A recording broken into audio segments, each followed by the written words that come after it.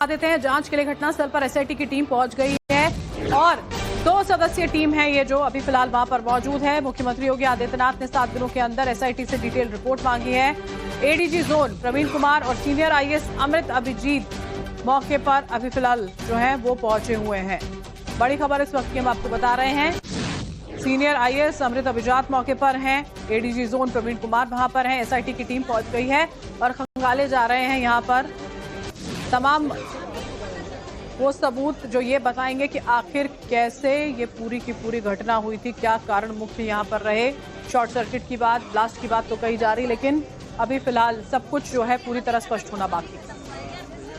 CM के निर्देश पर इस पूरे मामले की जांच के लिए 2 सदस्यीय एसआईटी की टीम बनाई गई है और एसआईटी की टीम यहां पहुंची हुई है। दीपक प्रवीण कुमार जो एडीजी जोन है वो यहां पहुंचे हुए हैं।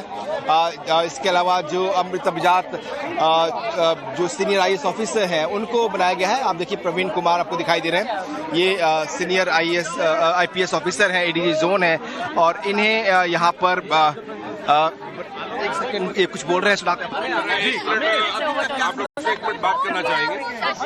अब देखिए हम लोग या तो आप लोग के लिए करते रहे या हम लोग अपना काम को कर रहे हैं। अब आप लोग से अनुरोध है, आपसे जो कहना था कह लिया। ये सवाल भी जरूरी है सर, ये सवाल भी जरूरी है। अभी हम लोग देख लेते हैं, फिर आप लोग से बात करेंगे। जी सर, कुछ विभागीय दस्तावेज विभागों से माननीय मुख्यमंत्री जी के निर्देश पर विशेष जांच दल का जो गठन हुआ है उसमें अभी हम लोग मौका मुआयना कर रहे हैं। हम सभी पहलुओं पर गहराई से जांच करेंगे, हर डिपार्टमेंट के लायबिलिटी के पॉइंट ऑफ व्यू से और सभी आयामों पर विस्तार से देखेंगे और बहुत जल्दी अपनी रिपोर्ट जो कि निर्धारित समय सीमा है में आपके समक्ष प्रस्तुत करेंगे। आप कृपया समय दीजिए ताकि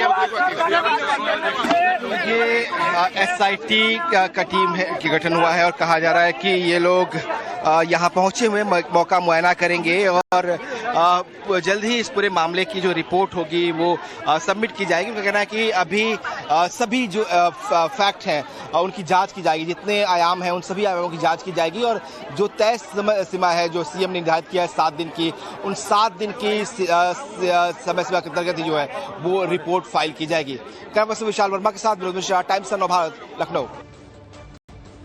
देखिए लखनऊ में कल जिस कोचिंग सेंटर में भीषण अग्निकांड हुआ था उससे जुड़ी एक और दुखद खबर आ रही है। आग लगने के बाद जयंत भी तीसरी मंजिल पर फंस गया था और आखिरकार उसने तीसरी मंजिल से छलांग लगा दी थी। इस दौरान जमीन पर गिरने से उसकी कमर में चोट लग गई। डॉक्टर्स के मुताबिक इस वजह से जयंत को पैरालिसिस हो गया है। जयंत के शरीर के निचले हिस्से ने काम करना बंद कर दिया है। कल तक आम लोगों की तरह जिंदगी जीने वाला जयंत अब आश्रित हो जाएगा लोगों पर। हालांकि डॉक्टर्स ने कहा है कि वो खतरे से जरूर बाहर है, लेकिन उसकी जिंदगी किस तरह से देखिए पूरी तरह बदल गई इस पूरे हादसे के बाद। और विनोद हमारे साथ जुड़े हुए हमारे संवाददाता लगातार वो एक अपडेट ग्राउंड से हम तक पहुंचा रहे हैं। विनोद, एसआईटी की टीम वहां मौके पर मौजूद है, मुआयना किया जा रहा है, अभी फिलहाल क्या अपडेट है ग्राउंड से? हाँ बिल्कुल, देखिए तस्वीरों के जरिए आपको दिखाते हैं, आपको ले चलते हैं उस घटनास्थल पर जहां एसआईटी की टीम अभी मौजूद है और अंदर जो बिल्डिंग है उस बिल्डिंग के अंदर इस वक्त एसआईटी की टीम है और लगातार फोरेंसिक टीम भी पहले से ही मौजूद है। तो दोनों टीमें जो है अंदर मौका मुआयना हो रहा है, चूंकि एसआईटी को 7 दिनों के अंदर अपनी रिपोर्ट सबमिट करनी है, इसीलिए दोनों अधिकारी जो है वो यहाँ पहुंचे हुए हैं और अंदर ही अभी जो है वो मौका मुआयना कर रहे हैं। कहा जा रहा है कि जब खुदे पहले उनसे हमारी बात भी हो रही थी, उन्होंने साफ कहा कि हम पूरे मामले में जो जितने फैक्ट्स हैं उन सबको चेक करेंगे। जिन जिन विभागों की रिस्पॉन्सिबिलिटी है, चाहे वो एलडीए हो, चाहे वो फायर डिपार्टमेंट हो, चाहे वो इलेक्ट्रिक डिपार्टमेंट हो, सभी डिपार्टमेंट्स की जो लायबिलिटीज है उसको फिक्स किया जाएगा कि ऐसी कार्रवाई हो कि एक नजीर बने, ताकि दोबारा से कभी ऐसी घटना लखनऊ में कम से कम ना हो पाए। तो वो तय करने की बात हो रही है। आप देख सकते हैं तस्वीरों में किस तरह से जो फॉरेंसिक डिपार्टमेंट की टीम है ये सीढ़ियों से ऊपर जा रही है। यही सीढ़ी है जो एग्जिट और एंट्री का इकलौता मार्ग था, इकलौता रास्ता था, इसी के जरिए एंट्री और एग्जिट थी। लिहाजा यहाँ पर किस तरह की लापरवाहियां हैं, किस तरह क्या फायर इक्विपमेंट्स थे या नहीं थे, फायर एग्जिट की व्यवस्था थी या नहीं थी, ये तमाम पहलुओं की जांच जो है एसआईटी की टीम यहाँ पे करेगी। इसके बिना पर वो रिपोर्ट तैयार होगी और आगे कार्रवाई होगी, क्योंकि ये माना जा रहा है कि बेहद सख्त कार्रवाई के निर्देश जो सीएम ने दिए हैं। कल देर रात जब सीएम पहुंचे थे यहाँ पे, उसके बाद ही तुरंत ही उन्होंने एसआईटी गठन करके निर्देश दिए थे सीएम खुद जितने आज दौरे थे अपने उन्होंने रद्द कर दिए। हाथरस और आगरा का उनका दौरा था जो बाकायदा रद्द किए। कल वो अलीगढ़ में थे और रात्रि विश्राम भी करना था, लेकिन जैसे ही घटना की जानकारी मिली उन्होंने अपना दौरा कैंसिल किया और रात्रि विश्राम का दौरा छोड़ा वहां पे और वापस लखनऊ लौटे। इसलिए पहले मौके पर आए, इसके बाद केजीएमसी गए जहां घायल और बॉडीज थी, वहां जाके परिवार वालों को सांत्वना दी। उसके बाद उन्होंने देर रात तक हाई लेवल मीटिंग की, सारे अधिकारियों को उन्होंने मीटिंग बुलाया था। उसके बाद ही एसआईटी का गठन किया गया। तो बहुत बड़ी एक्शन होगी, ये तय मानिए। इस बात का आश्वासन लगातार प्रशासन दे रहा है कि सीएम बहुत नाराज हैं और उन्होंने कहा है कि किसी भी कीमत पर कोई भी बचना नहीं चाहिए, एक नजीर पेश हो ताकि कोई दोबारा से ऐसे अवैध निर्माण या ऐसे इलीगल काम करने से पहले डरे। तो वो खौफ जो है वो जरूरी है और उसके लिए ही बड़ी एक्शन की तैयारी की जा रही है। खबर ये भी आपको दिखाए कि यहाँ पे एक जो इलेक्ट्रिसिटी का जिसमें फॉल्ट की बात आ रही है, कहा जा रहा है कि 22 किलोवाट का कनेक्शन था इनके पास, लेकिन जो बिजली का इस्तेमाल था यहाँ पर वो करीब 38 किलोवाट था, यानी कि जो जितना आपने सेंशन कराया था वाट उससे ज्यादा का इस्तेमाल आप कर रहे थे। एक बार आपको और तस्वीर दिखाते हैं जहां पे ये सीढ़ियां हैं जहां से एंट्री और एग्जिट है, वहां देखिए आप कितने सारे एसी के डक्स लगे हैं। अगर हम काउंट करके बताएं तो आपको 1 2 3 4 5 6 7 8 9 डक जो है इसी के तो हमें यहाँ दिखाई दे रहे हैं। जहाँ पे एग्जिट है, जहाँ से एंट्री होनी है, वहीं पे आपने एसीओ की एग्जिट लगाए हैं। पूरी बिल्डिंग को अगर आप देखें तो इसमें एक तरह से कंक्रीट का एक ढांचा बनाया गया है और आगे जो था वो शीशे से इसको कवर अप किया गया था, यानी कि कोई भी ऑक्सीजन का फ्लो हो जाए, कहीं से कोई खिड़की हो वो नहीं था। एक खिड़की थी पीछे की तरफ जिसको तोड़ के कल कुछ बच्चे जो है उसमें से जंप करते हुए, जो तस्वीरें हमने देखी कि वो तारों के सहारे निकल रहे हैं, उन्हीं खिड़कियों से तोड़कर वो बाहर निकल पाए थे। तो अगर खिड़की प्रॉपर होती, प्रॉपर जो वेंटिलेशन की व्यवस्था होती तो शायद ऑक्सीजन अंदर पहुंच पाती और बच्चे सफोकेशन से बड़ी खबर जो इस वक्त आप बता रहे हैं वो भी हम अपने दर्शकों को विनोद बता देते हैं। देखिए हमारे सहयोगी ने बताया है, लखनऊ अग्निकांड से जुड़ी हुई है बड़ी खबर। 22 किलोवाट का कनेक्शन था लेकिन 38 किलोवाट का इस्तेमाल किया जा रहा था। बड़ी खबर इस वक्त की हम आपको बता रहे हैं। ओवरलोडिंग किस तरह से की जा रही थी, कैसे उसका इस्तेमाल किया जा रहा था बिजली का, आप समझिए जरा। लखनऊ अग्निकांड में एक के बाद एक खुलासे हो रहे हैं। बिल्डिंग का अवैध होना, पहले एक्शन की बात और फिर उसको छोड़ देना वैसे के वैसे। न जाने कितने पॉइंट्स पर विनोद खामियां है यहाँ पर, जिसका खामियाजा भुगता है इन बच्चों ने, उनके परिवारों ने उनको खोकर।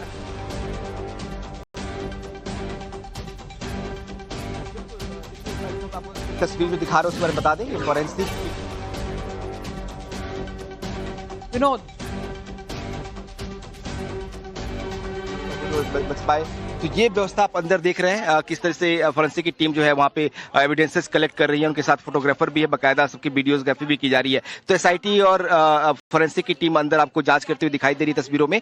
दूसरी बात जो कमियों की बात कर रहे थे, हमने देखा किस तरह से बिजली का जो ओवरलोड था वो था। आपने 22 किलोवाट सेंशन कराया है लेकिन आप इस्तेमाल 38 किलोवाट कर रहे हैं, यानी कि आप डबल करीब लगभग 10 किलोवाट ज्यादा 10 किलोवाट ज्यादा इस्तेमाल कर रहे हैं। इसके अलावा जो जिसकी जिक्र लगातार कल से हो रहा है कि ये पूरा कंक्रीट का ढांचा है और कहीं भी कोई वेंटिलेशन की व्यवस्था नहीं, जिसके बारे में बता रहे थे।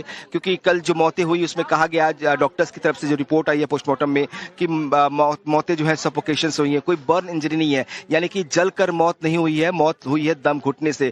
क्योंकि जो आग लगी थी वो फर्स्ट फ्लोर पे थी, जहां पे आप अभी फॉरेंसिक डिपार्टमेंट के लोग को देख रहे हैं, इसी फ्लोर पे आग थी और यहाँ से आग ऊपर बढ़ रही थी। तो ऊपर ज्यादा धुआं था और धुएं की वजह से लोग को दिखाई नहीं दे रहा था, निकल नहीं पा रहे थे। क्योंकि गेट जो था इलेक्ट्रॉनिक गेट था, वो इलेक्ट्रॉनिक गेट लॉक हो गया था, उसका शॉर्ट सर्किट की वजह से तो लॉक नहीं खुल पा रहा था, बच्चे निकल नहीं पा रहे थे। छुपने के लिए बाथरूम में घुसे लेकिन वहां भी संख्या ज्यादा हो गई, सफोकेशन बहुत ज्यादा था, धुआं भरा हुआ था, वही धुआं इनहेल कर रहे थे वो, कोई ऑक्सीजन के लिए सप्लाई का कोई व्यवस्था नहीं थी, लिहाजा वो बेहोश होकर गिरते गए और धीरे धीरे उनकी मौत होती गई। तो यही एक बड़ी वजह है और इसीलिए कहा जा रहा है कि जो जिम्मेदार लोग हैं उनके खिलाफ कार्रवाई होगी, चाहे वो बिजली विभाग के डिपार्टमेंट के लोग हो, चाहे एलडीए जिसने इस प्रॉपर्टी को कमर्शियल होने के बाद रेजिडेंशियल होने के बाद भी कोई कार्रवाई नहीं की, उसके ऊपर भी कार्रवाई होगी क्योंकि उसकी भी लापरवाही। हालांकि एक एई और जेई को कल रात को ही सीएम के निर्देश के बाद सस्पेंड तुरंत कर दिया गया है, लेकिन कुछ बड़े अधिकारियों की भी जिम्मेदारी तय होनी चाहिए और जिसकी बात एसआईटी कर रही है कि हम जो रिस्पॉन्सिबिलिटी है वो फिक्स करेंगे। विनोद यहाँ पर दिखा रहे हैं, टीम वहां पर मौजूद है और अपनी जांच उनकी ओर से की जा रही है। बने रहेगा हमारे साथ में। इसी बीच में एक और बड़ी खबर बता देते हैं। मृतका ज्योति के भाई का बड़ा खुलासा सामने आया है। उन्होंने कहा एनिमेशन सेंटर में पहले भी आग लगी थी, पहले भी सेंटर में शॉर्ट सर्किट की वजह से आग लग चुकी थी। ये अपने आप में बड़ी बात है। कि वो जो एनिमेशन सेंटर वहां पर मौजूद है जिसमें ये स्टूडेंट्स मौजूद थे वो पहले भी आग की चपेट में आया था। विनोद, मृतका ज्योति के भाई की ओर से ये बयान सामने आया, मैं आपका रुख करूंगी, क्या कुछ उन्होंने कहा पहले वो सुनवाते हैं। कि ऑफिस में ही हुआ था, उसी बिल्डिंग में हुआ था, उसने इतना बताया था। एक जानकारी और आ रही है कि डोर जो थे थंब इम्प्रेशन वाले डोर थे तो वो लॉक हो जाते नहीं, क्योंकि मैं ऑफिस में कभी गया नहीं। अब वहाँ जो जानकारी आ रही है वो पता चला है, तो जिसके चलते जब हादसा हुआ तो लोग निकल नहीं पाए, वो डोर लॉक हो गया। हाँ, हो सकता है ऐसा, क्योंकि हाँ वही निकल नहीं पाई, ये बहुत बड़ी प्रॉब्लम है। कार्ड से खुलते हैं या थंब लगाते हैं तब उससे खुलते हैं, तो वो जो है डोर लॉक हो गया जिसके चलते फंस गए थे सारे लोग, देर में निकल पाए, तो जिसके चलते हादसा हुआ। उसका मुझे आइडिया नहीं, वो एम्प्लॉयज बता सकते हैं। मैंने उससे कभी पूछा नहीं कि थंब, वैसे उसके पास कोई आईडी थी नहीं। थंब से खुलता है वो, तो थंब से खुलता है। हाँ, तो कभी उसने वैसे बताया नहीं। एक बार हादसे की जानकारी जो मुझे उसने कभी इस थंब इम्प्रेशन के बारे में बताया नहीं कि हाँ उसके ऑफिस में है। लेकिन जो अभी इन्वेस्टिगेशन हुआ है उसमें ये सामने आया। अब पता नहीं, अगर होता तो वो बताती। एसी डक्ट में पहले भी आग लग चुकी थी। अब उसने बोला था एक बार कि पहले एक बार हो चुका है ऐसा, तो वही मुझे ध्यान है। अगर इस बार भी इसी से हुआ है तो प्रॉब्लम है। चाहते हैं ऐसे लोगों पे सख्त कार्रवाई हो, जेल में है जिनकी बिल्डिंग है, जेल में है जो एनिमेशन सेंटर का मालिक था, जेल में है पेट शॉप का मालिक। इस सेंटर का मालिक नहीं, मेन बिल्डिंग का मालिक था जिसने बिल्डिंग बनाई। वीरेंद्र शुक्ला वो भी जेल में है। हाँ, तो मेन उसकी गलती है जो बिल्डिंग का मालिक था। अब उसने बिल्डिंग बनाई है, अब रेंटेड कौन ले रहा है कौन नहीं ले रहा है। फायर सेफ्टी वाले, बिजली विभाग के लोग और एलडीए के कर्मचारियों को भी निलंबित किया है मुख्यमंत्री ने। हाँ सही है, क्योंकि एनओसी क्यों वो किया है बिल्डिंग का ना, उन्हीं लोगों ने किया होगा, तभी नियमों को पे ताक पे रख के एनओसी दे दिया गया। घर की बिल्डिंग थी उसे कॉमर्शियल बना दिया। हाँ, वही प्रॉब्लम थी। मेन उनके सर तो अच्छे थे, इसके जो कंपनी के मालिक, लापरवाही वहाँ पे भी रही। कंपनी के मालिक तो अच्छे थे, वो अभी तक जो मैंने उससे फीडबैक मिला वो बहुत अच्छे थे। बाकी बिल्डिंग्स की थी उसकी गलती है। और बाकी और परिवार के बच्चे ऐसे ना हो, तो आप चाहते हैं कि सख्त एक्शन ऐसी इमारतों पे लिया जाए जो बिल्कुल हाँ बिल्कुल लिया जाए, श्योर लिया जाए, एकदम बिल्कुल लिया जाए। Sir time to time maintenance करवाना चाहिए कि क्या है, क्या बिजली का हो गया, अदर भी चीजें हैं, तो अगर मेंटेनेंस नहीं हो रही है तब तो प्रॉब्लम तो है ही है। निरीक्षण खामी ना बन जाए बस। बिजली भी एक समस्या है, क्योंकि आए दिन मतलब लोगों के घर में शॉर्ट सर्किट वगैरह हो रहे हैं और लाइट भी कटती रहती है, ये भी एक समस्या है। और कोचिंग संस्थान जिस तरह से लापरवाही बरत रहे हैं, आने जाने के डिपार्टमेंट की भी दिक्कत है कि हॉस्पिटल में और क्या कहते हैं होटल्स वगैरह जितने हैं, बार हैं, उनमें आपको 2500 लाइसेंस चाहिए हैं। ठीक है, जहाँ छोटे बच्चे पढ़ते हैं आंखें बंद कर लो, आंखें बंद हुए ये लोग हैं, इस तरीके से होता है। 15 आदमी आज तक किसी होटल में या कहीं भी आज तक ऐसा नहीं हुआ है जितना ये इन लोगों ने दोगलापन किया है हमारी सरकार ने। नहीं, आप देखिए बच्चे कैसे तरह के भरे हैं, आपको पता है किस तरह की जान दे दी बच्चों ने, वो अपना भविष्य बनाने गए थे, यहाँ इन सालों ने भविष्य बर्बाद कर दिया बच्चों का। मेरी बहन थी वो, किस तरीके से मतलब दब उठ के कोई साइड कल्पना नहीं कर सकता, नहीं कर सकते। हर जगह आपने लगाम लगा रखी, हर चीज लगा, बच्चों के लिए कोई ख्याल नहीं है। स्कूल मनमानी चला रहा, कोचिंग सब बस के इन्हीं में मनमानी है, जहाँ से बच्चे कुछ शुरुआत हो रही जीवन की। स्कूल है, कोचिंग सेंटर ऐसी है जिनको नोटिस दिया गया, लेकिन उसके बाद सुध नहीं ली गई कि नोटिस के बाद उन्होंने वो मानक पूरे किए। उन्हीं के भी बच्चे पढ़ते हैं। होटल इंडस्ट्री और ये बात सब सेकेंडरी चीज है, वहां तो बाद में आदमी जाता है ना, वो तो अपनी इच्छा से जाता है, यहाँ तो मौजूद जाना ही जाना है उसको, और वहां पे आप नहीं देखते हैं, सब आंखें बंद कर लेते हैं, सब इग्नोर कर देते हैं। मैं तो चाहूंगा भाई आइंदा से भगवान किसी परिवार से ऐसा जुर्म ना हो। ठीक है, बच्चा पढ़े ना पढ़े घर पे रख ले, लेकिन ऐसे अत्याचारों क्या ना भेजे। सोचिए कितनी हैरत होती है कि एक ही रास्ता था कि लटक के बच्चे या तो जान बचाएं या कूद जाएं। भी बेचारे कूदे हैं, किस तरीके से पलटी का पीछे फंसे गिरे हैं, वो भी तो घायल हुए हैं, लेकिन बस जान बच गई। और वो भी तीसरा बच्चे के बाद चौथा बच्चा जैसे ही कूदा है बचाने के लिए, पूरा आग का भभका उसके ऊपर आया और फिर वो गिरा है। सोचिए, पूरा इलाज चल रहा है। हाँ, तो एक ही रीढ़ की हड्डी टूटी। तो वही सब चीजें हैं भैया। अब हम लोग क्या कर सकते हैं, यही है कि आप माध्यम से हैं रवि, आप लोगों के माध्यम से अगर कुछ अभी भी चेत जाएंगे तो हो सकता है बच्चों का भविष्य बच जाए। चारबाग से एक रिपोर्ट की है, वहां पर जो होटल का हाल है, अलीगंज से जहां पर कोचिंग सेंटर का, और जो डालीबाग है वहां पर कोचिंग सेंटर अभी जो कोचिंगें चल रही हैं वहां की तो बिल्डिंगों का भरोसा नहीं, कब गिर जाए, वहां पे कोचिंगें चला रहे हैं लोग। हजरतगंज सबसे पुरानी बिल्डिंगें हैं वहां पे। और अपनी ओर से मुख्यमंत्री को क्या चाहते हैं, एक बार बताइए कि क्या क्या शहर में होना चाहिए जिससे कम से कम इन बच्चों की जान बच सके। देखिए, शुरुआती तो सबसे पहले एक हॉस्पिटल होता है जहाँ से बच्चा पैदा होता है, फिर शिक्षा संस्थान होती है। इन दो जगह तो कोई कोताही बरतनी नहीं चाहिए, चाहे वो डॉक्टर की तरफ से हो, चाहे बिल्डिंग या मैनेजमेंट की तरफ से हो। और इधर टीचर और प्रिंसिपल और जो भी मैनेजमेंट है, सबसे पहले प्रायोरिटी इन्हीं पे देखें। बाकी जगह वो ध्यान दे चाहे ना दें, लेकिन सबसे बेसिक चीज ये है, इन पे अगर ध्यान देंगे, नहीं तो आइंदा से इसमें से भी लोग जो ऐसा होता है, कौन बच्चा अपना पढ़ाने भेजेगा, कहेगा भैया घड़ी में बैठो। ऑनलाइन पहले जरूरी है, बिल्कुल। और माहौल है ही डर का, है ही भैया माहौल, कोई नहीं भेजेगा ऐसे। आपका नाम क्या है? जी सत्यम। तो सत्यम और रवि ये ज्योति के भाई हैं। आज इनका दर्द ये कोई और नहीं समझ सकता। इन्होंने अपनी बहन को खोया है, बहन के साथ 14 और बच्चे असमय काल के गाल में समा गए, और उसकी जिम्मेदार लापरवाही उन सरकारी अधिकारियों की, सरकारी कर्मचारियों की, जिनका जिम्मा था उस इमारत का निरीक्षण करना, जिनका जिम्मा था समय पे पहुंचकर आग को बुझा देना, लेकिन ऐसा हो न सका। कैमसन कफील के साथ मनीष यादव, टाइम्स नाउ भारत, लखनऊ। मनीष यादव हमारे साथ लगातार बने हुए हैं। मनीष, आपका यहाँ पर रुख करना चाहेंगे। सवाल जो लोग यहाँ पर उठा रहे हैं कि आखिर कितने ऐसे हादसों का इंतजार व्यवस्था को, सरकारों को करना है, और उसके बाद जो सुविधाएं पहले ही मुहैया कराई जानी चाहिए या किसी भी सेंटर में, किसी भी बिल्डिंग में होनी चाहिए, वो दी जाएंगी। कितने हादसे होंगे? देखिए, बीजेपी नेता नीरज जी भी पहुंचे हैं ज्योति के परिजनों को ढांढस बताने। हादसे लगातार हुए हैं, लेवाना होटल से लेकर चारबाग का हादसा हो या फिर ये जो हादसा हो, लेकिन लगाम नहीं लगती, लापरवाही लगातार अपनाई जाती है।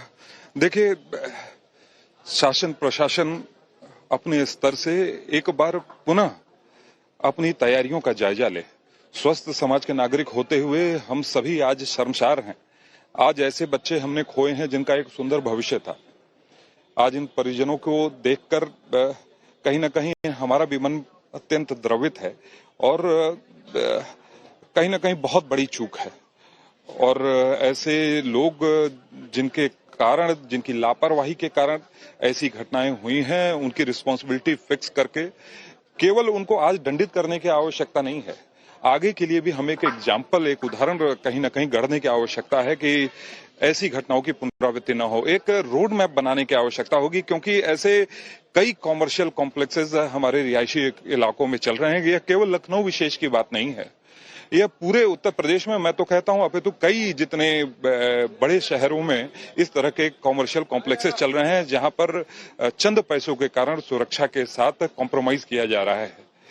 मैं आज के दिन यही कह सकता हूं कि मुख्यमंत्री जी ने त्वरित रूप से एसआईटी गठित करके जो बिल्डिंग के मालिक थे उनकी गिरफ्तारी हुई, फिर 3 और गिरफ्तारियां हुई। यह तो दंडित होंगे, पर आगे किस तरह से इन घटनाओं की रोकथाम कर सके, यह बहुत ही आवश्यक है। आज हमें सोचने की आवश्यकता है, सोचने की जरूरत है, साथ ही रोड मैप बनाने की जरूरत है, ऐसा बीजेपी नेता नीरज जी का कहना है। रक्षा मंत्री राजनाथ सिंह भी कल पहुंचे थे, देर रात पीड़ितों से मिले थे, परिजनों को ढांढस बताया था।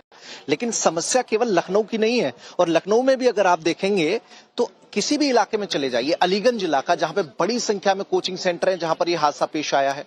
अलीगंज के अलावा डालीबाग इलाके में आ जाएंगे तो वहां बड़े नामी कोचिंग सेंटर हैं, जिनमें लगातार निरीक्षण होते रहते हैं। कई मानक अधूरे होते हैं, हिदायत दे दी जाती है कि भाई 1 महीने के अंदर मानकों को पूरा करें, लेकिन उसके बाद मानक पूरे हुए या नहीं हुए इसकी कोई सुध लेने नहीं आता। चारबाग इलाके से टाइम्स नाउ नव भारत ने कई बार रिपोर्ट किया है, वहां से दिखाया है हाल की गैलरी में होटल चल रहे हैं, जहां पर फायर ब्रिगेड की गाड़ियां पहुंच नहीं सकती, वहां पर 2 बार आग लगने के हादसे हुए हैं। और लखनऊ की तस्वीर से इतर कानपुर की तस्वीर नहीं है, प्रयाग की तस्वीर नहीं है, बनारस की तस्वीर नहीं है, तो हर शहर का कमोबेश यही हाल है। तो आज सोचने की जरूरत है। साथ ही मुख्यमंत्री गंभीर हैं, नाराज हैं। मुख्यमंत्री ने हिदायत भी दी है कि अब ऐसी चूक, ऐसी लापरवाही अगर हुई तो बर्दाश्त नहीं किया जाएगा, और इस घटना के जो दोषी हैं उन पे तो कार्रवाई होगी ही होगी। 3-4 लोग अभी जेल में हैं। इमारत के मालिक वीरेंद्र शुक्ला, उनको तुरंत गिरफ्तार किया गया। इसके अलावा पेट शॉप के मालिक जो एनिमेशन सेंटर चलाने वाले कृष्णा जायसवाल हैं उनको भी जो है अरेस्ट किया गया है। इसके अलावा एक और किराएदार हैं उनको अरेस्ट किया गया है। बाकी 2 लोगों की तलाश जारी है। कुछ अज्ञात लोग भी हैं जो जांच में जिनके नाम सामने आएंगे उन पर एक्शन लिया जाएगा। फायर डिपार्टमेंट, बिजली विभाग, इसके अलावा एलडीए, जिन अधिकारियों की चूक रही है, फायर ब्रिगेड समय से नहीं पहुंची तो एक फायर ब्रिगेड कर्मी को निलंबित किया गया है। 2 जेई और देरी से पहुंचे हैं। पहले ही वहां पर इतनी बुरी स्थिति थी और उसके बाद जिन्हें आग बुझानी थी वो भी वक्त पर नहीं पहुंच पाते हैं। आप दोनों बने रहेगा हमारे साथ में। वापस आपका रुख करूंगी लखनऊ में। कल जिस कोचिंग सेंटर में भीषण अग्निकांड हुआ था उससे जुड़ी एक और दुखद खबर है। आग लगने के बाद जयंत तीसरी मंजिल पर फंसा था। आखिरकार उसने तीसरी मंजिल से अपनी जान बचाने के लिए छलांग लगाई। इस दौरान जमीन पर गिरने से उसकी कमर में चोट लग गई। डॉक्टर्स के मुताबिक इस वजह से जयंत को पैरालिसिस हो गया है और उसके शरीर के निचले हिस्से ने काम करना बंद कर दिया है। कल तक आम लोगों की तरह जिंदगी जी रहा था जयंत और अब दूसरों पर आश्रित हो गया है। हालांकि डॉक्टर्स ने कहा है कि वो खतरे से बाहर है। एक लड़का है जिसका वीडियो भी उस पर वायरल हुआ था, जयंत, जो तीसरी मंजिल से कूदा था। ईश्वर ने तो उसकी रक्षा तो की, लेकिन वो एक रॉड पे गिरा जो उसके स्पाइनल कॉर्ड में लग गई। उसकी वजह से उसके नीचे के अंग में पैरालिसिस, जिसको मेडिकल टर्म्स में कहते हैं, और लकवा या सुन मारना, नीचे भी सुन है, उसका रात में आया था तो स्पाइनल शॉक में था। उसका ट्रीटमेंट सब हो गया और अब जान तो खतरे से बाहर है, लेकिन जो उसकी पैर नसों की चोट है उसका सीटी स्कैन हुआ है और ये कंफर्म हो गया है कि उसके नर्व में चोट है। और लखनऊ कोचिंग अग्निकांड से जुड़ी एक और खबर आपको बता दें। अग्नि सुरक्षा के सर्वे में बड़ा खुलासा हुआ है। अग्नि सुरक्षा मानकों की अनदेखी की गई। 1075 प्रतिष्ठानों के संचालकों को नोटिस भेजा गया था। विद्युत सुरक्षा निदेशालय ने सर्वे कराया था। पिछले साल ये सर्वे हुआ था और अब ये खबर सामने आ रही है कि अग्नि सुरक्षा के सर्वे में जो है अनदेखी की गई है। विनोद हमारे साथ बने हुए। विनोद, ये सर्वे पिछले साल किया गया था, क्या कुछ खुलासा इसमें हुआ है? कैसे नियमों की अनदेखी की गई? देखिए, ऐसा कोई कानून नहीं है जिसको तोड़ा नहीं गया इस बिल्डिंग में। आपको एक बार बिल्डिंग की तरफ लेके चलते हैं, क्योंकि एसआईटी की टीम जो जांच कर रही थी वो वापस लौट रही है। थोड़ी सरगर्मी बढ़ी है यहाँ पर। पहली बात तो ये है कि ये रेजिडेंशियल इलाका है। यहाँ पर ये कमर्शियल प्रॉपर्टी चलाई जा रही थी, जिसका कहा जा रहा है कि लैंड यूज चेंज कराया गया था। 2016 में इसे बुलडोज करने के लिए बाकायदा निर्देश दिए गए थे, आदेश जारी किए गए थे। लेकिन उसी 2016 के मई महीने में इस पे दोबारा निर्देश आया और कहा गया कि जो मैप है, जो नक्शा है, वो एलडीए ने पास किया है, लिहाजा ये कमर्शियल बिल्डिंग चलाई जा सकती है और इसको ध्वस्तीकरण नहीं किया गया। तो ये जो हुआ वो सिर्फ और सिर्फ ताकत और पैसे के बल पर किया गया होगा, क्योंकि जो नॉर्म्स है वो बिल्डिंग फॉलो नहीं करती है। कहा जाता है कि कम से कम 15 मीटर की ऊंची बिल्डिंग अगर है और 5000 स्क्वायर फीट की अगर जमीन अगर है तो वहाँ पे एनओसी की जरूरत पड़ती है। लेकिन यहाँ पे कोई एनओसी फायर डिपार्टमेंट की नहीं ली गई और एनओसी नहीं लिया गया तो जो फायर इक्विपमेंट्स थे उसका भी यहाँ पे कोई व्यवस्था नहीं की गई थी। यानी कि कोई भी फायर से बचने के लिए, फायर से की सेफ्टी के लिए कोई भी इक्विपमेंट्स यहाँ पर नहीं किया था। बिल्कुल विनोद, दूसरी बात ये कि यही समस्या है, जैसे आप कह रहे हैं कि एक नियम, एक कायदा नहीं फॉलो किया गया, सब कुछ ताक पर रख दिया गया था मनीष यहाँ पर।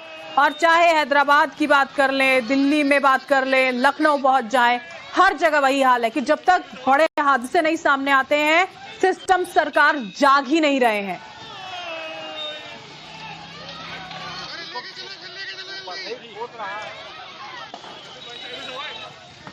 मनीष,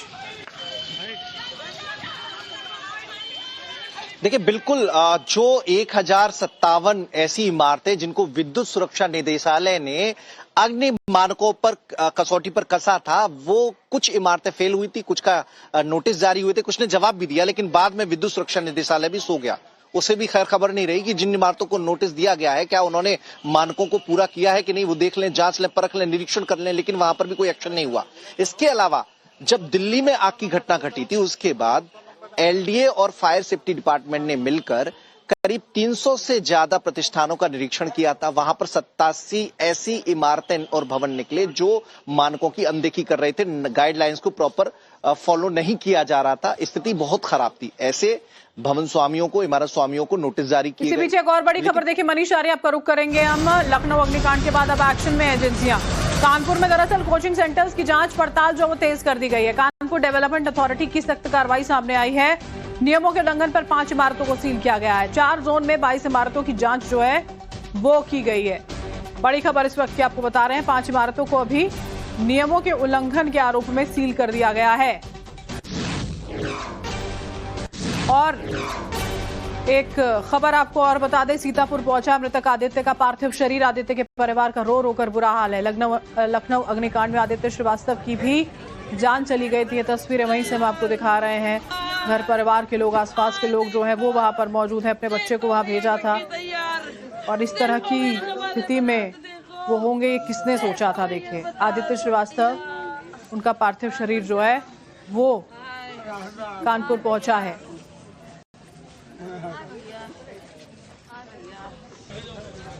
माफ कीजिएगा, सीतापुर यहाँ पर आदित्य का जो पार्थिव शरीर है वो पहुंचा है। उनके परिवारजन वहां पर मौजूद हैं, सवाल कर रहे हैं कि आखिर अब चाहे जितने भी जांच कर ली जाए, उनका बच्चा तो वापस नहीं आएगा।